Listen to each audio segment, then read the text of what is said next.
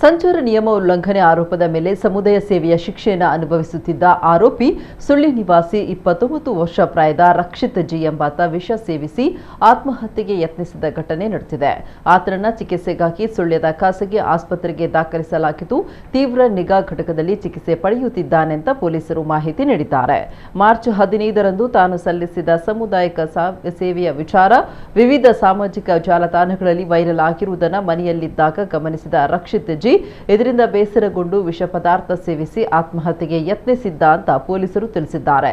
Sullia police ಠಾಣಾ ವ್ಯಾಪ್ತಿಯಲ್ಲಿ 3 ಪ್ರತ್ಯೇಕ ಸಂಚಾರ ನಿಯಮ ಉಲ್ಲಂಘನೆ ಪ್ರಕರಣಗಳಲ್ಲಿ ಸುಳ್ಯದ ಎಸ್ಸಿಜೆ ಮತ್ತು ಜೆಎಂಎಫ್ಸಿ ನ್ಯಾಯಾಲಯದಿಂದ 15 ದಿನಗಳ ಸಾಮುದಾಯಿಕ ಸೇವೆಗೆ ಗುರಿಯಾಗಿದ್ದ ರಕ್ಷಿತ್ ಜಿ ನ್ಯಾಯಾಲಯದ ಆದೇಶದಂತೆ ಮಾರ್ಚ್ 15ರಂದು ಸಾಮುದಾಯಿಕ ಸೇವೆಯಾಗಿ ಸುಳ್ಯಪೇಟೆಯಲ್ಲಿ ಸಾರ್ವಜನಿಕರಿಗೆ ಸಂಚಾರ ನಿಯಮಗಳ ಬಗ್ಗೆ ಅರಿವು ಮತ್ತು ನಿಯಂತ್ರಣ ಕಾರ್ಯವನ್ನು ನಿರ್ವಹಿಸಿದ್ದ. ಇದು ವ್ಯಾಪಕ ವೈರಲ್ ಆಗಿತ್ತು.